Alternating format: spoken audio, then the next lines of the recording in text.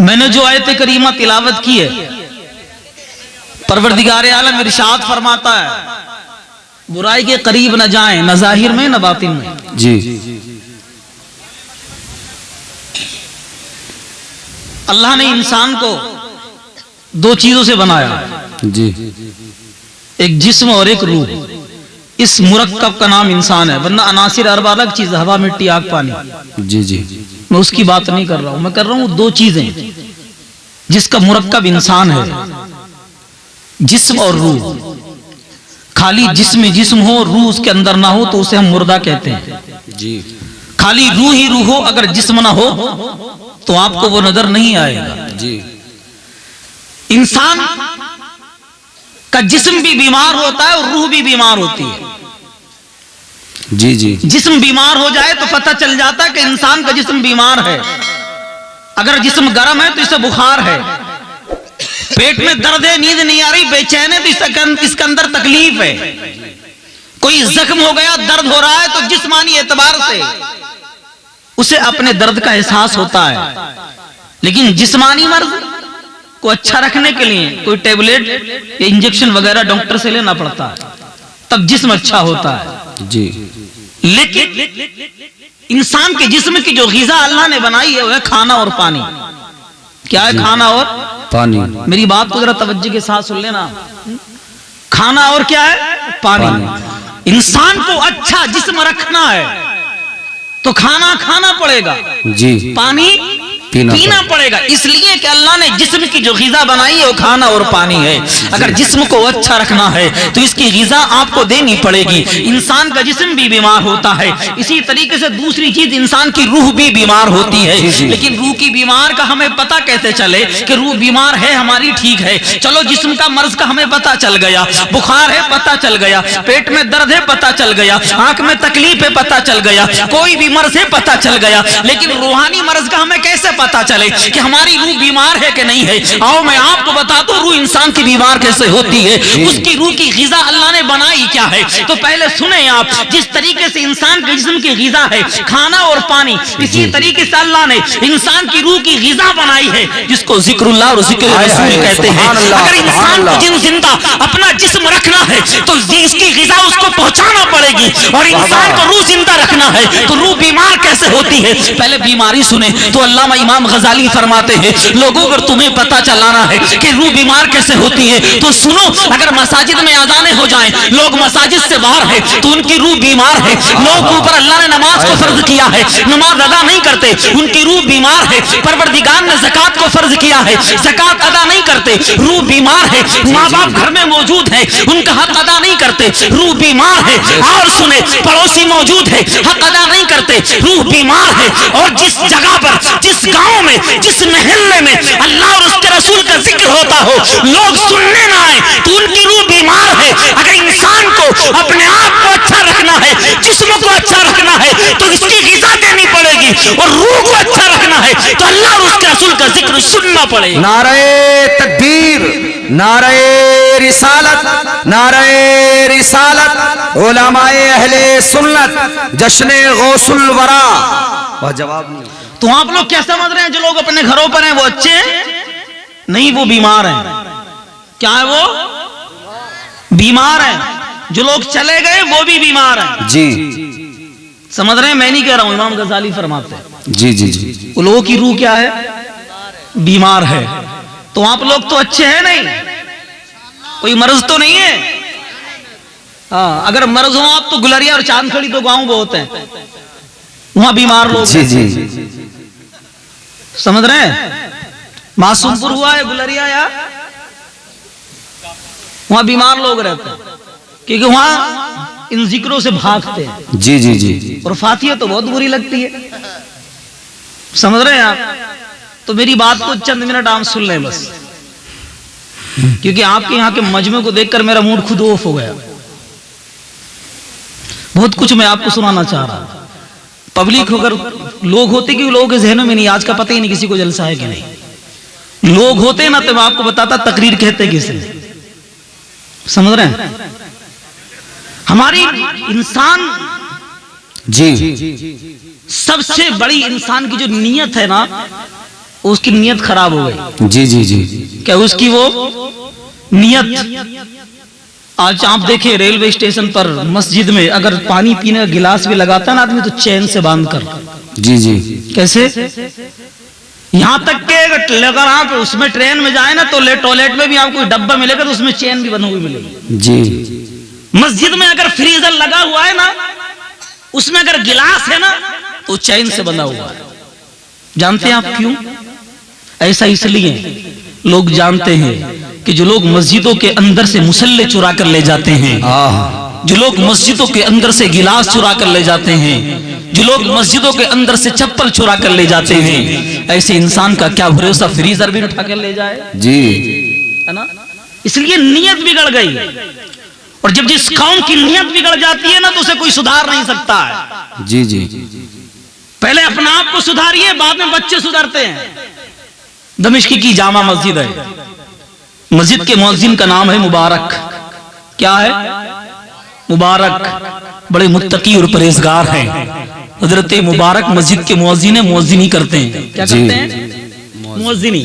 لیکن آپ اگر اپنا آپ ہندوستان کی تاریخ اٹھائیے نا، جیسے آج لوگ مسجد میں امام صاحب تک کے چپل نہ چھوڑتے اعلان ہوتا ہے، لیکن دلی کی جامع مسجد میں آپ سنو، آپ کو بہت پیچھے پلٹ دوں میں. ایک دلی کی جامع مسجد کی پیڑیوں پر سیڑھیوں پر ایک فقیر بیٹھا تھا. اللہ والا تھا وہ لوگ. وہ اس کا کام کیا تھا؟ آنے جانے والے لوگ تھے ان سے مانگا کرتا تھا، بھیک مانگتا تھا. اب بھیک مانگتے مانگتے ایک دن ایک لندن کا انگریز بھی آیا. جیسے اس نے جامع مسجد کی پیڑیوں پر اپنے قدم کو رکھا اور آگے چلانا، اس فقیر نے کہا تھا او انسان میں ایک مانگنے والا انسان ہوں، مانگ کر اپنے بچوں کی پرورش کرتا ہوں، کچھ دے دے مجھے. نبی کی آل کا تجھے صدقہ ہے، تجھے محمد کا صدقہ ہے. رہنے کہنے کے لیے تو یہ انگریز تھا، عیسائی تھا، لیکن اپنے پرس سے اس نے چند پیسے نکالے، اس فقیر کو دے دیے. لے اپنا بھلا کر لینا. اس نے تو پیسے لے لیے. جیسے ایک قدم آگے بڑھا اس کے جیب کے اندر سے پرس گر گیا. کیونکہ دلی کی جامع مسجد آپ کے ہندوستان ہی نہیں پوری دنیا میں مشہور ہے. پوری دنیا میں اس کا چرچا ہے کہ دلی کی جامع مسجد ہے تو کیسی ہے. جب یہ انگریز آگے بڑھا اور مسجد کو دیکھنے کے بعد اپنے ملک واپس پلٹا، اس کے اس پرس میں ضروری کاغذات بھی رکھے ہوئے تھے. جب پہنچا اپنے گھر پر تو مایوس تھا. بی بی نے کہا تھا او میرے شوہر ابھی آئے ہو بھارت سے، ذرا بتاؤ تو صحیح دلی کی جامع مسجد دیکھ کر آئے ہو، تم نے مسجد کے میناروں کو بھی دیکھا ہے، تم نے کیسے اس کو پایا ہے؟ تو شوہر نے کہا تھا بی بی مسجد تو بڑی شاندار بنی ہے، لیکن میری جو برسوں والی کمائی ہے، 1-2 مہینے کی پوری کمائی، پورے کاغذات میرے وہی گر گئے ہیں. میرا مستقبل خراب ہو چکا ہے. بیوی نے کہا تھا اگر اتنی اچھی مسجد ہے، پوری دنیا میں اس کا نام ہے، تو کم سے کم مجھے بھی تو یاد کر لیا ہوتا. یہ انگریز کہتا ہے اتنا وقت نہیں ہے، اب میں کروں تو کیا کروں، میری زندگی کی پوری پونجی چلی گئی ہے. بیوی کہتی ہے چلو مجھے بھی لے کر چلو، اس مسجد کو ایک بار تو میں بھی دیکھنا چاہتی ہوں. اس نے کہا تھا اب کھوئی ہوئی چیز تو واپس نہیں ملتی ہے، لیکن چلو مسجد تو موجود ہے، ایک بار اور دیدار کر لے. لیکن اس مانگنے والے فقیر نے جب اس کا یہ پرس گرا تھا نا تو اس نے اٹھا کر رکھا تھا. یہ مسجد کے اندر نہ تھا بلکہ مسجد کی پیڑیوں پر بیٹھا ہوا تھا. 8 دن کے بعد جب انگریز اپنی بیوی کو لے کر آیا، جب چڑھا تھا یہ اس دروازے سے، تو اس فقیر نے پھر مانگا تھا دے دے محمد کی آل کا صدقہ، دے دے نبی کا نام کا صدقہ. اس انگریز نے پھر کچھ نکال کر دیے. اس فقیر نے اوپر منہ اٹھا کر دیکھا، پھر وہی انگریز ہے. تو اس فقیر نے کہا تھا کہ آج سے 8 دن پہلے آپ ہی آئے تھے یہاں. اس نے کہا تھا ہاں میں ہی آیا تھا. کہ آپ کی کوئی چیز گری تھی؟ اس نے کہا تھا ہاں میرا پرس گرا تھا. یہ فقیر نے کہا تھا 2 منٹ رک جاؤ. گیا جانے کے بعد اپنے تکیے کے نیچے سے پرس نکالا، ہزاروں کی نقدی اس کے اندر تھی. اس نے انگریز کے حوالے کر دی. انگریز نے پیسے گنے تو پورے تھے. انگریز نے کہا تھا بتا یہ تو نے پیسہ رکھا کیوں نہیں ہے؟ تو چاہتا تو اپنے خرچے میں کر لیتا، ایک مانگنے والا غریب انسان ہے. تو اس فقیر نے جواب دیا تھا او انگریز سن تو صحیح، میں رکھ تو لیتا تیرا پیسہ، لیکن اگر کل بروز محشر میں تیرے نبی عیسیٰ علیہ السلام نے اگر میرے نبی سے اتنا کہہ دیا ہوتا کہ تیرا امتی ایک فقیر آدمی، ایک انسان جامع مسجد کی پیڑیوں پر بھیک مانگ رہا تھا، ایک میرا ماننے والا لندن کی سرزمین سے اس مسجد کو دیکھنے کے لیے آیا تھا، تو تیرے امتی نے میرے نبی ماننے والے کے پرس کو مان لیا تھا، اس پیسے کی بے ایمانی کر لی تھی، تو بتا میرے نبی تیرے نبی سے کیا جواب دیں گے؟ اس لیے بچوں کو بھوکا رکھنا تو گوارا ہے، لیکن نبی کی عزت سے کھیلنا گوارا نہیں ہے. سب کچھ جان پر قربان ہے، لیکن نبی کی عزت سے کھیلنا قربان نہیں ہے. اس برات محشر میں اگر تیرا نبی پوچھ لیتا میرے نبی سے تو بتا پھر میں کیا جواب دیتا. سب کچھ برداشت کر سکتا ہوں لیکن نبی کی عزت پر حملہ چھا جائے نا یہ گوارا نہیں کر سکتا ہوں. فقیری میں رہنا برداشت کر سکتا ہوں لیکن بے ایمانی سے کھانا کسی کا برداشت نہیں ہوتا ہے. انگریز نے جب دیکھا تو کہا تھا ذرا اتنا تو بتا تو کس نبی کی بات کرتا ہے؟ تو اس نے کہا تھا میں محمد کی بات کرتا ہوں. کیا اچھا اس نبی کے اندر کا کردار کیسا ہے؟ تو اس نے کہا تھا تو کردار کی بات پوچھتا ہے میرے نبی کی. میں اپنے نبی کا امتی ہوں, پوری زندگی فاقہ تو کر سکتا ہوں لیکن تیرے 1 روپے کی بے ایمانی نہیں کر سکتا. نعرہ تکبیر, نعرہ رسالت, نعرہ رسالت. علماء اہل سنت مسلک اعلی حضرت جشن غوث الورا مفتی ساجد رضا صاحب قبلہ. جواب نہیں مفتی صاحب. تو اس نے کہا تھا معلوم انگریز نے کہا تھا یار اتنی ایمانداری تمہارے اندر, جس نبی کا تو کلمہ پڑھتا ہے ایک بار مجھے اس نبی کا چہرہ دکھا سکتا ہے؟ ہے سبحان اللہ سبحان اللہ. فقیر کیا تھا اللہ والا تھا. اس نے کہا تھا ہاں. کہا کیسے کہ آنکھیں بند کر. اس نے جب آنکھیں بند کی نا تو اس فقیر نے عرض کیا تھا یا رسول اللہ آج آپ کی امتی کی عزت کا سوال ہے آقا. سبحان اللہ. جس نے کبھی کسی کی بے ایمانی نہیں کی ہے, جی کسی کا کبھی حرام کا لقمہ نہیں کھایا ہے, گویا آل حضرت کی زبان میں سنے تو حضور کی بارگاہ میں دعائی دے رہا تھا یا رسول اللہ سرور کہوں کہ مالک و مولا کہوں تجھے, باغ خلیل کا گل زیبا کہوں تجھے, تیرے تو وصف بے تناہی سے ہے بری, حیران ہوں میرے شان کیا کیا کہوں تجھے, لیکن رضا نے ختم سخن اس پہ کر دیا, خالق کا بندہ خلق کا آقا کہوں تجھے, سب سے اعلیٰ و اولا ہمارا نبی, سب سے بالا و بالا ہمارا نبی. آقا کی بارگاہ میں دعائی کر دے رہا تھا, عرض کر رہا تھا یا رسول اللہ عیسیٰ کے ایک امتی نے آپ کے دیدار کی تمنا کی ہے. آقا آج ایک امتی آپ کے امتی نے آپ کے دیدار کے لیے کہا ہے, آقا آ جائیے. اتنا کہا تھا آقا کی بارگاہ میں اس فقیر نے بھی آنکھیں بند کی, انگریز نے بھی آنکھیں بند کی. جب آنکھیں بند کی میرے آقا آ گئے. میرے آقا کو اس انگریز نے بھی دیکھا, فقیر نے بھی دیکھا. فقیر نے تو آنکھیں کھول لی, انگریز آنکھیں نہیں کھولتا. کافی دیر ہو گئی, فقیر نے ہلایا کہ اب تو آنکھیں کھول, بتا کیا دیکھا؟ تو انگریز کہتا ہے تو نے دکھایا تھا, تیرے کانے سے دیکھا تھا, اب جب سے نور محمدی دیکھا ہے, چہرہ محمد دیکھا ہے, دل نہیں ہٹتا ہے کہ نظر ہٹا دوں. اب دیر نہ کر, جلدی, جتنا خوبصورت اتنا نبی ہے اسی نبی کا کلمہ پڑھ کر مسلمان لا الہ الا اللہ محمد الرسول اللہ. او لوگوں یہ وہ امت محمدیہ ہے جس کی ایمانداری کی مثالیں لوگ زمانے میں پیش کرتے ہیں, اور آج ان کے امتی کا حال تو یہ ہے کہ مسجد میں گلاس بھی زنجیر سے بندھے ہوئے ملتے ہیں. وہ قومی ہمارا حال ہے. وہ یہ حال ہوا کیسے؟ اس لیے ہوا تم نے علماء کرام کی صحبت سے اپنا آپ کو دور رکھا ہے, تم نے اچھی باتوں سے دور رکھا ہے, تم نے بمبئی کے بھڑووں کو تو سنا ہے, تم نے بھڑووں کو سننے کے بعد آج رات دن موبائلوں میں ان محفلوں سے دور ہو گئے ہو. تمہیں تو اتنی بھی شرم نہ آئی. آج ہمارے گاؤں میں جلسہ ہے, دور سے لوگ آ رہے ہیں, پوری رات جاگتے ہیں, سوتے ہیں اپنے باپ کے لیے, چلو آج جاگیں گے محفل میں رسول پاک کے لیے. سبحان اللہ سبحان اللہ. اتنا بھی خیال نہ آیا. روز تو سونے کی بات راتیں آتی ہیں, چلو آپ تو جاگنے کی آئی ہے نا, بے شک بے شک. چلتے ہیں آقا کی محفل میں. کہاں فرصت ہے؟ حال تو یہ بے ایمانی کا, اگر سگا بھائی نا سگا بھائی, سگے بھائی کے خلاف کو مقدمہ اللہ ہے جی, ایک بالشت زمین پر ایک ڈول کے اوپر سگے بھائی کے اوپر مقدمہ ڈالے ہوئے ہیں.